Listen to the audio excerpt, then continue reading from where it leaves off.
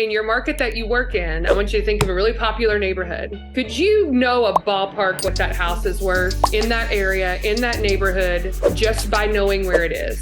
Go through the whole process. How did you get to the point to where you could just drive by and you knew? Ask questions. You listed enough homes in that area. You went to enough appointments. Repetition, like doing it over and over, kind of knowing the area. Reps. I remember not just listing, however, how did I really know the market? One of the things I did, I went and previewed houses. And so by previewing houses, I could actually understand the market, why one house was more expensive than the other based off of maybe the granite countertops or what have you, right? It's a rep. So when I sat down with a client, I could say, hey, I've seen this, in this house. This is why this is a good deal. This is why this is not, because I've actually did the process and the rep for the market. So if you want to get good at something and understand the numbers and the math in order to take action, I would just ask, how often are you working to get really good at something?